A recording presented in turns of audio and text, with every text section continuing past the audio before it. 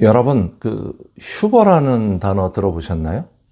대부분, 많이 들어보셨을 것 같아요.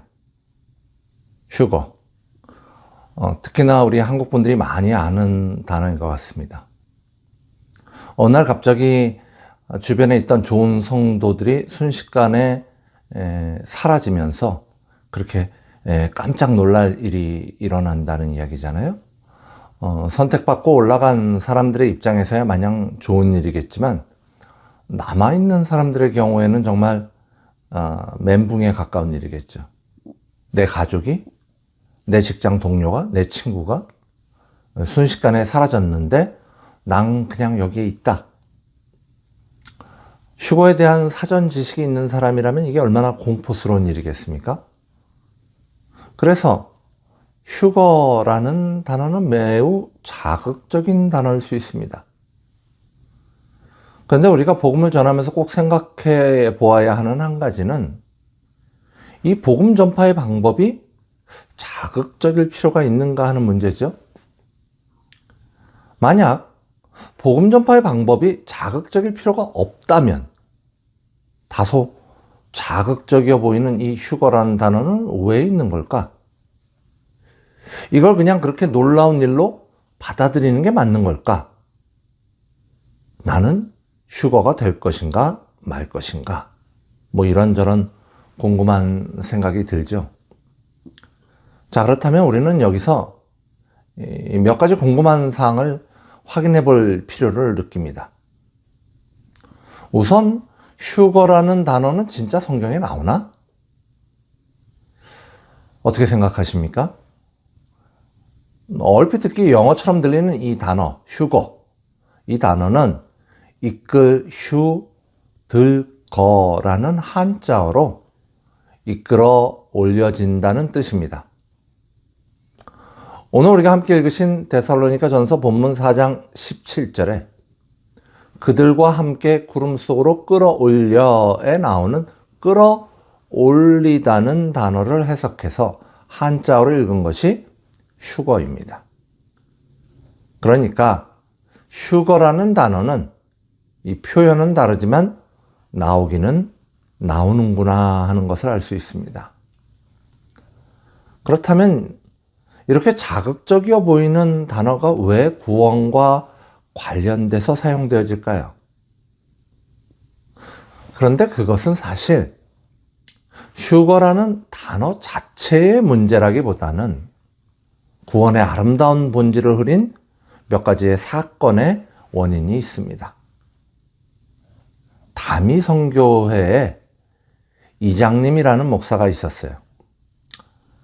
이 사람이 어니스트 W. 앵글리가 쓴 휴거라는 책을 번역했는데 이 책이 말 그대로 소설이어서 내용이 꽤 자극적이라고 합니다. 이런 자극적인 내용을 기반으로 이장님 목사가 이제 곧 휴거가 일어난다고 날짜를 지정했어요. 그러니까 많은 사람들이 모여들었고 많은 사람들이 자신의 재산을 팔아서 모두 교회에 헌납했고 사회적으로도 큰 파장을 몰고 왔습니다. 휴거라는 단어를 아주 자극적으로 사용해서 사람들을 홀리고 실족하게 만든 거죠. 그리고서는 자신의 이익을 챙긴 거예요. 이게 결국 어떻게 되었습니까? 휴거는 일어나지 않았고 이장님이라는 사람은 사기죄로 구속되었어요. 그런데 참 안타까운 것은 이 일이 이단인 이장님 목사만의 몰락을 가져온 것을 넘어서 기독교 자체에 커다란 누를 끼치게 되었습니다. 기쁨으로 나누어져야 할 예수 재림과 부활의 이야기. 우리가 예수를 믿는 이유로 너무나도 당연하게 우리에게 주어질 이 구원의 이야기가 이단 목사의 개인적인 욕망의 충족을 위한 수단으로 자극적으로 변질돼서 협박에 가깝게 전달되면서 사회적으로 저거 다 가짜야. 기독교 순 엉터리야. 너희들 다 거짓말쟁이야. 이런 평판이 세상에 퍼진 거예요. 결국 그것은 하나님의 영광을 가리는 그런 슬픈 결과물을 만들어내게 되었습니다. 오늘 우리는 이처럼 세상을 어수선하게 만든 그런 도구로 잘못 사용되어진 휴거라는 단어의 본문으로 사용된 그 성경 구절을 나누실 텐데요. 사실 이 구절은 별로 자극적이라기보다는 이게 감동적인 일인 동시에 그저 내가 예수 재림 때까지 육체에 생명이 붙어 있다면 당연하게 누리게 될 그런 일이어서 본문에 대하여 이제 담담하고 차분한 마음으로 함께 여러분과 나눠보는 것이 맞을 것 같습니다.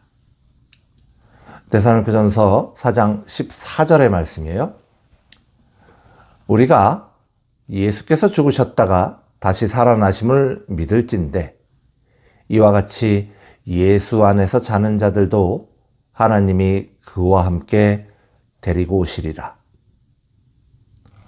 우리는 성도의 죽음이 예수를 이유로 잠으로 표현한다는 것에 대해서 함께 나누었었습니다.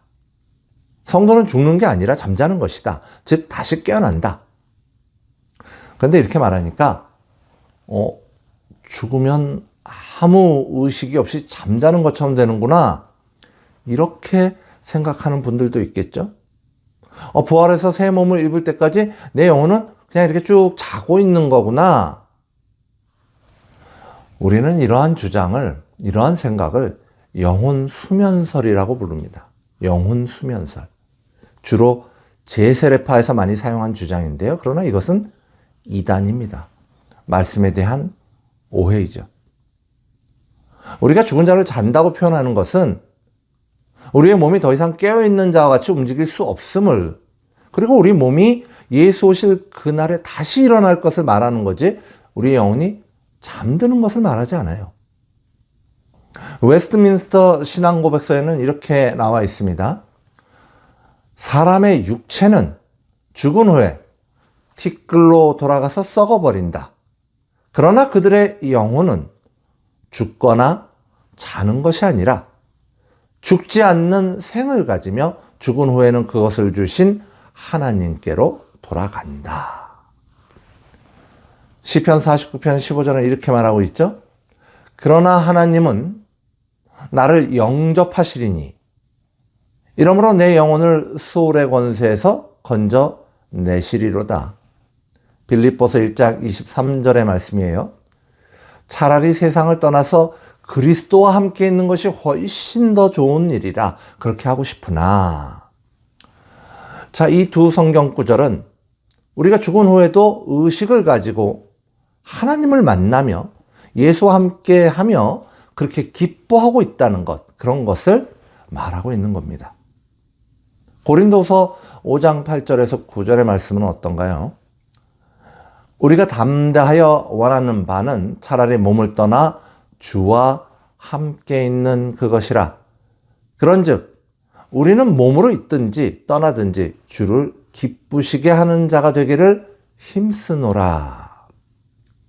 이 구절은 또한 몸을 떠난 상태의 영혼이 잠자지 않는 것을 전제로 하는 말씀이에요.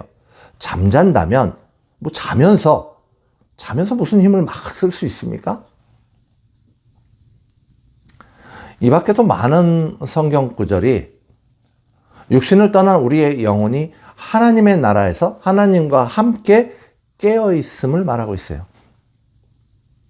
이처럼 예수 안에서, 즉 성도로서 죽은 사람들은 예수 재림의 날까지 무의식적으로 자고 있는 것이 아니라 하늘에서 부활하신 예수와 함께 살아가고 있는 것입니다. 그것이 성경이 우리에게 전하는 내용인 것입니다. 자, 그러다가 예수 재림의 그 날에 하늘의 문이 열리고 그곳에 살아서 지극한 하나님의 영광 안에 평강을 누리던 성도들을 하나님께서 예수와 함께 데리고 오신다는 것입니다. 바울은 이 일을 주의 말씀이라고 하고 있어요. 그것은 이 일이 자신의 상상이나 자신의 바람이 아니라 예수 그리스도께서 주신 특별한 계시의 말씀이라는 것이죠. 데살로니가전서 4장 15절의 말씀을 제가 다시 한번 읽어드리도록 하겠습니다. 우리가 주의 말씀으로 이것을 말하느니 주께서 강림하실 때까지 우리 살아남아있는 자도 자는 자보다 결코 앞서지 못하리라. 이 구절에서 바울이 또한 살아있는 자가 자는 자보다 앞서지 못한다고 굳이 강조해서 그렇게 말하는 이유는 무엇일까요? 그것은 데살로니가 교인들이 죽음에 대해서 아직까지도 오해하고 있기 때문이에요. 오랫동안 익숙한 죽음에 대한 인식, 멈춤, 사라짐, 아무것도 할 수 없음. 그래서 먼저 죽은 자들은 이 기쁨의 순간을 제대로 느낄 수 없다, 이렇게 생각한 거죠. 더욱이 그들이 쉽게 접했을 성경, 말하자면 구약의 인물 중에 에녹과 엘리야의 승천은 분명 살아서 승천하는 것이어서 살아서 예수의 재림을 맞이하는 것이 훨씬 크게 영광을 누리는 것으로 생각한 것입니다. 이게 본 적도 없고 직접 눈에 보듯이 그렇게 따로 계시를 받은 것도 아니니까 이렇게 자기들 마음대로 상상의 나래를 펼친 거죠. 그래서 바울이 그거 조금 잘못 알고 있는 건데 이렇게 강조하며 말하고 있는 겁니다. 자, 이제 바울은 이처럼 뭔가 잘 모르는 데살로니가 교인들에게 그날 있을 일을 자세하게 설명하기 시작합니다.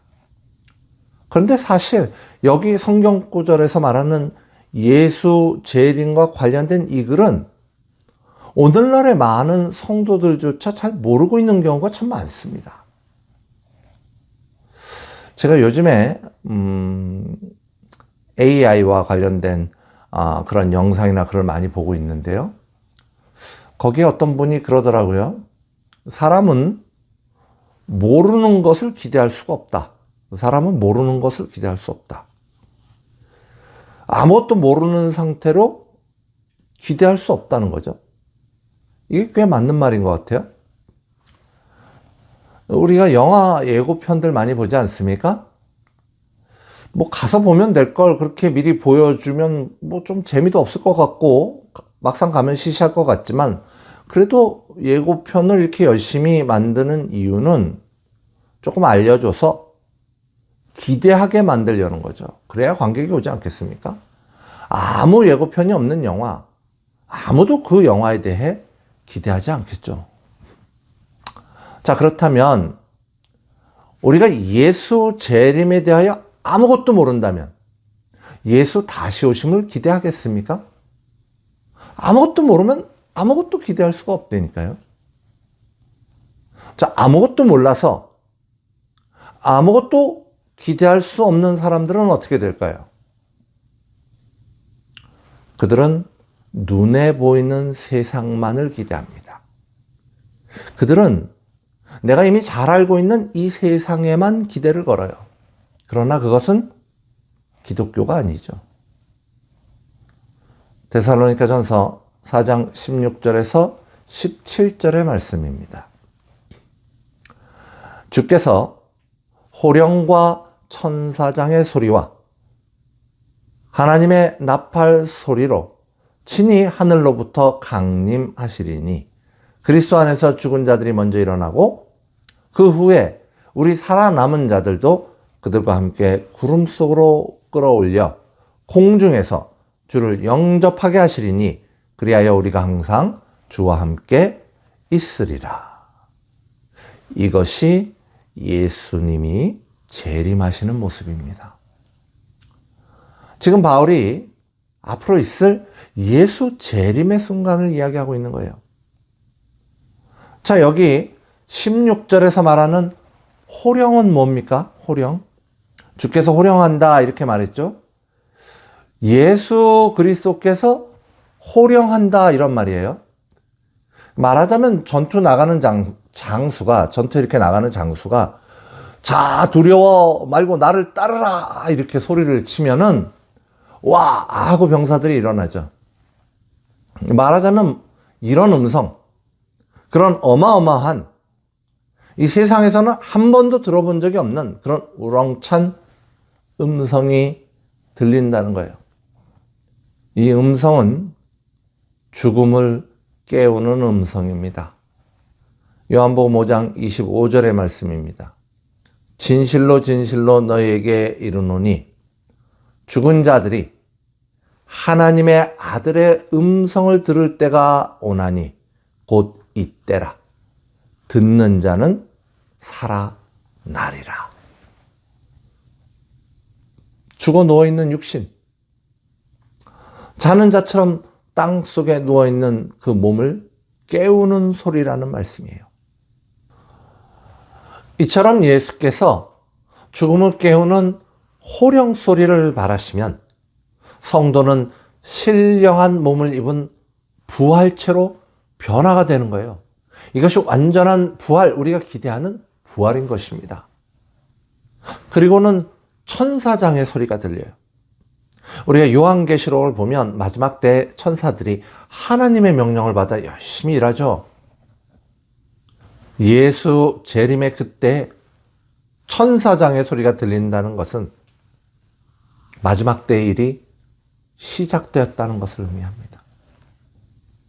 조용하던 경기장에 웅성웅성 이런 소리, 웅성거리는 소리가 점점 커지면서 이게 선수들이 쭉 들어오는 것처럼 마지막 때를 위한 천사들의 소리가 들려온다는 거예요. 하나님의 일을 감당할 천사들이 온다는 겁니다. 그리고는 하나님의 나팔 소리입니다. 고린도전서 15장 51절에서 52절은 이렇게 말하죠.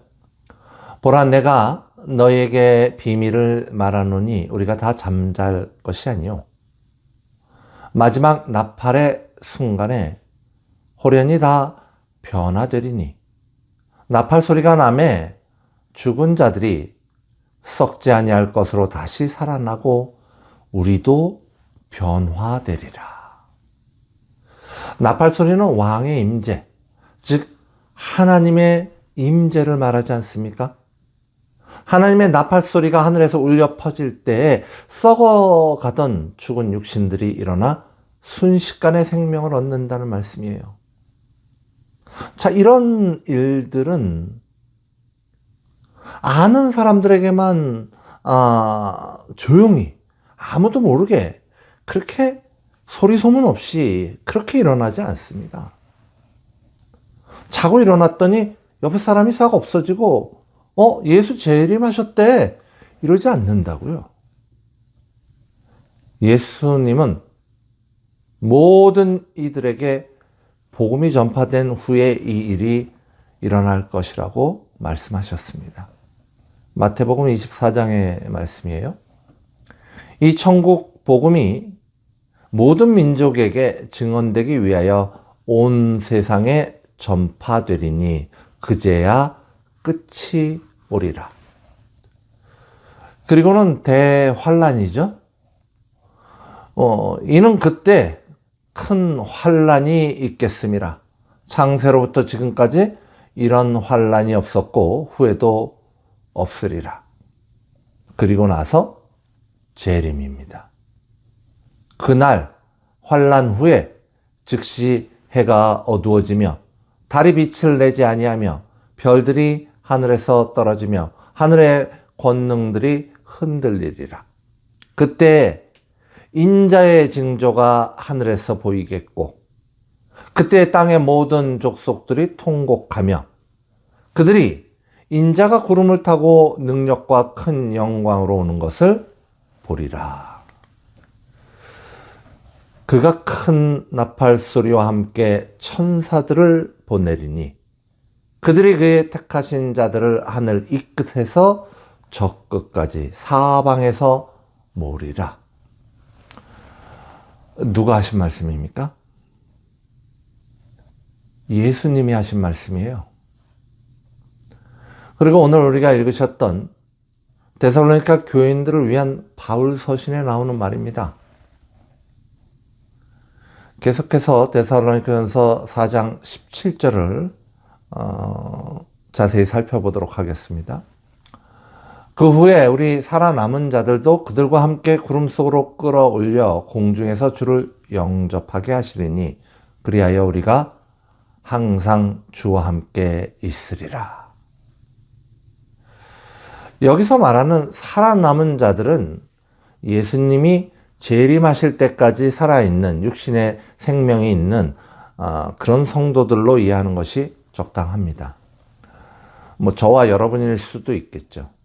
아니면 우리 아들 세대, 우리 손자 세대, 아니면 아주 우리의 먼 후손들의 시대일 수도 있을 겁니다. 자, 본문에서 말하는 구름은 하나님의 현현을 표현할 때 자주 쓰는 표현이에요.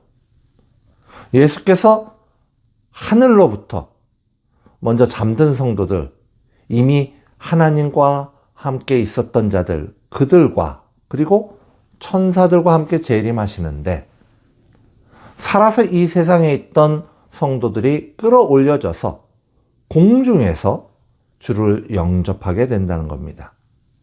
이 모습은 슈거를 주장했던 이단들의 이야기처럼 그렇게 은밀하게, 깜짝 놀라게 그렇게 이루어지는 일이 아니에요.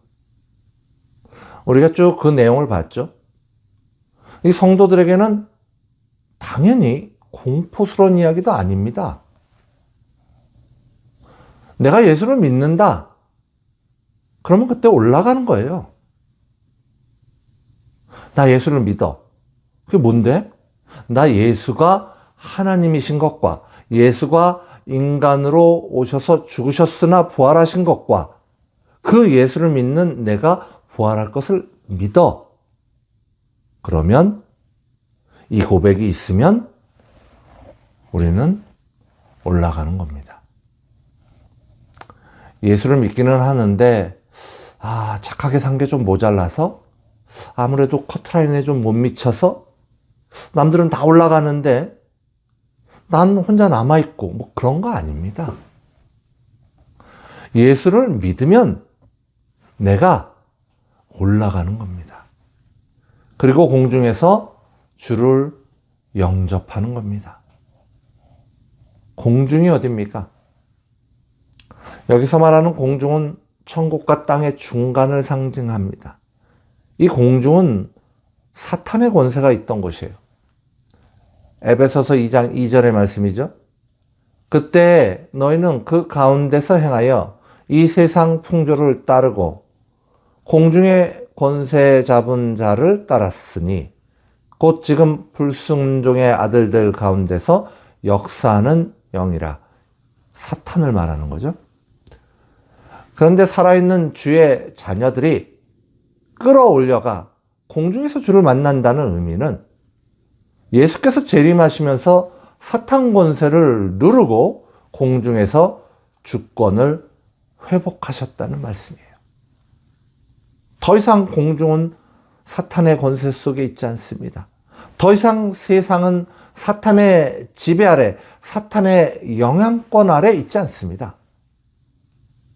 그런 이유로 성경은 재림한 예수와 잠자는 자들과 끌어올려진 자들이 다 같이 모여서 천국으로 돌아갔다. 이렇게 말하고 있지 않습니다.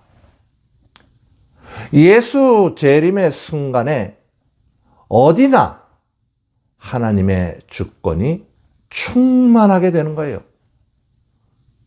오직 하나님의 주권만이 있게 되는 겁니다. 구원의 완성입니다. 더 이상 육신의 한계를 이기지 못해 실족하는 단절과 고통은 존재하지 않게 되는 거예요.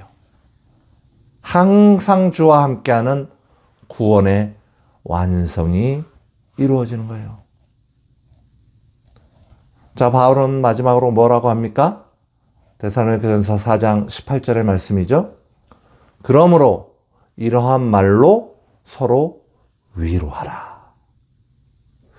바울이 예수 재림의 순간을 생생히 기록하여 가르친 이유는 성도, 바로 우리가 누릴 기쁨의 순간을 기대하게 하기 위함이에요. 그래서 이 말을 가지고 서로 위로하며 어려움을 이기며 예수 재림을 기대하며 살라는 것이 성경의 온전한 가르침인 것입니다.